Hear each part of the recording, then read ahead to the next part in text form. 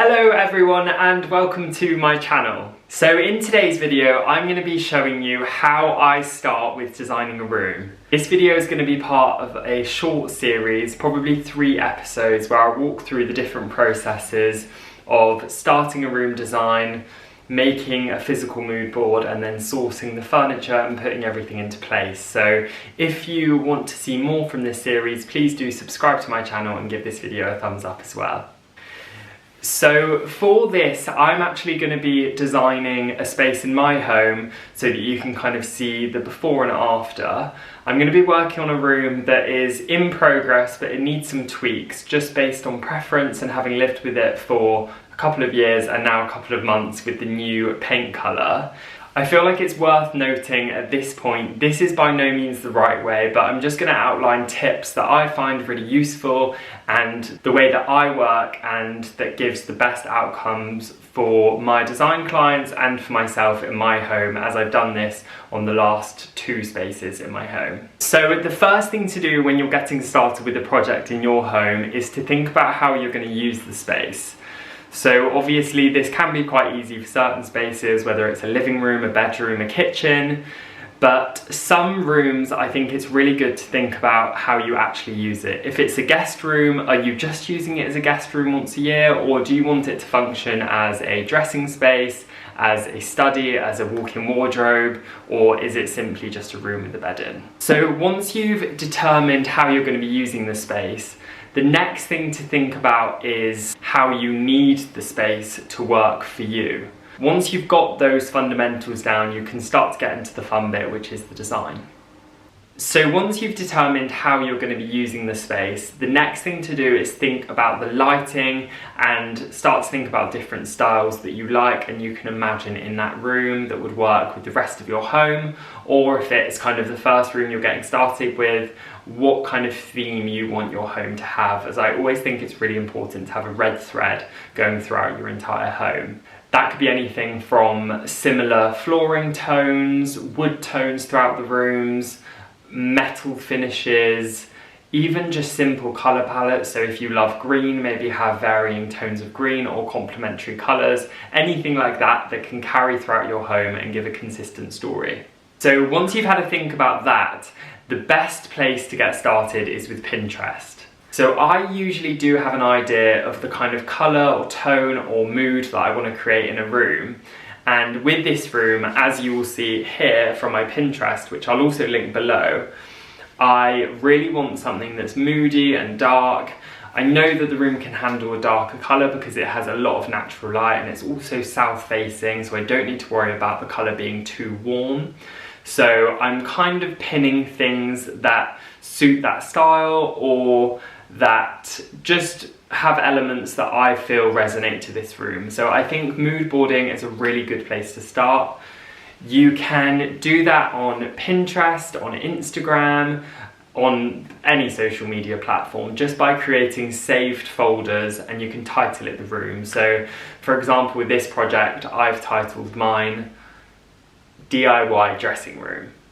So the next thing to do once you've gathered those images, whether it's digitally like I do or it's flicking through magazines, which also works really well, is to go through those images and select between 5 and 10 of your favourite and put them on one vision board so that you can see everything together and you can start to draw a key theme.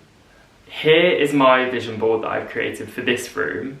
So as you can see there, I've gone through my vision boards and I've chosen a few different images that really resonate with me and my favourite ones from that lookbook of inspiration. To make this, I've used Photoshop on my computer, which is a paid for service, but you can do this just by cutting images out of a magazine, printing them, which is really nice, or you can use apps like Canva, which are completely free and you can get on your phone. I think you can get a free version of Photoshop on your phone, but I do mine on my MacBook. So this is what I would call an inspiration board. It's not a mood board, it's not a vision board, it just kind of gives you an idea and a gathering of the themes that you really like for the space. So as you can hopefully see from mine, there's lots of dark colours running throughout, there's lots of antique frames, there's some wood texture, there is some greenery, and there's also some, I'd say, oversized, quite dramatic and warm paintings. So there's something quite dramatic about the space. So once you've got your inspiration board and you've popped those images in, you should be able to see that key theme with yours. And I think it's a really good idea to just write down what those themes are. So for example, with mine, I would write down moody, contrast, clean lines, dramatic, and collected. So that's 5 words that I think represent those images. And from those 5 words, I clearly have a theme now, and I can see in those images what it is that I want to create in my home. And this is always the best place to start with the design. From there, I think you'll know exactly what you're looking for, and you'll be able to visualize how this room is going to look in my house straight away. Again, this isn't the way all designers work. Some people work differently. This is just a way that I think you can achieve a Pinterest or Instagram worthy look really quickly, and you can kind of materialize a vision that you've had in your head. It can also be really difficult, I think, when you see loads of different pieces of inspiration online and you're not sure what it is that you like about them. So the inspiration board is a really good way of figuring out exactly what you like about different elements of designers' work. Also, this is a really useful tool if you are working with an interior designer, just to do anyway, to have Pinterest boards and gather inspiration, because it definitely helps a designer understand your taste and what you're trying to achieve.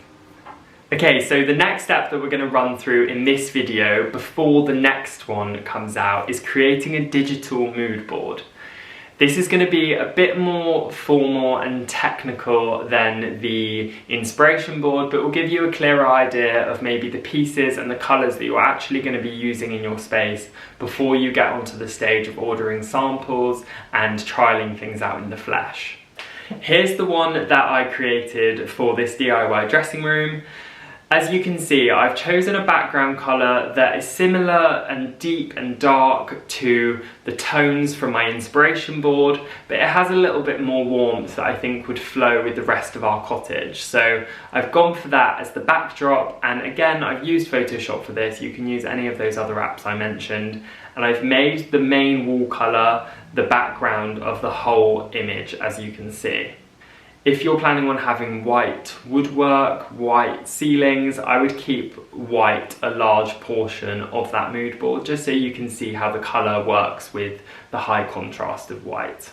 Next, I'd start to think about drawing things from the inspiration board and layering them on to the mood board. So it doesn't have to be specific pieces that you want in the room, but it could just be things like antique art that you find on Google, or a rug that you've really loved, even just snippets from that inspiration board. You can just drag and drop into the mood board to give you an idea of how those pieces and that look will work with the base colour for the room that you've chosen.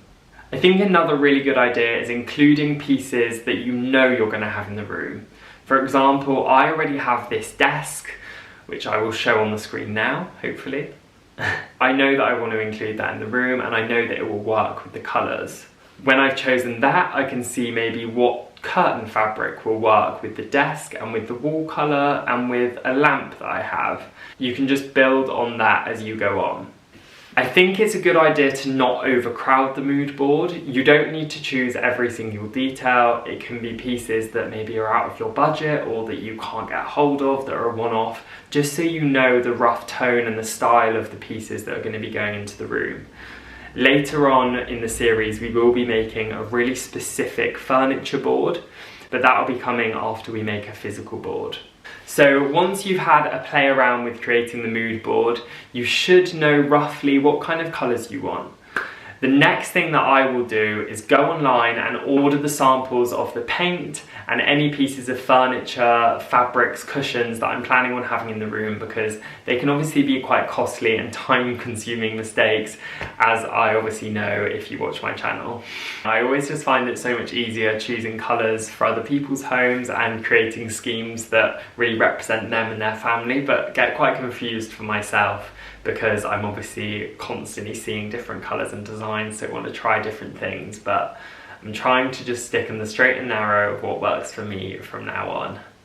When it comes to ordering paint and fabric samples, I would say order 2 or 3 of each, because 9 times out of 10, the one you think it's going to be, it isn't. So always go for something slightly lighter, slightly darker when it comes to paint, fabric, anything. So I've ordered the paint colour from my mood board, and I've ordered a couple of fabric samples as well. And next week I will share how to make a physical mood board and test all of those things in the space to see how they work. Thank you so much for watching, guys, and I really hope you learned something there, and if you did, please let me know in the comments. And if you have any tips on things that work for you when you're designing a space in your home, or if you're a designer, I'd love to know as well, and maybe share them and pin that comment so that other people can learn something as well. Thanks so much for watching, guys, and we'll see you for part 2 next week. Bye!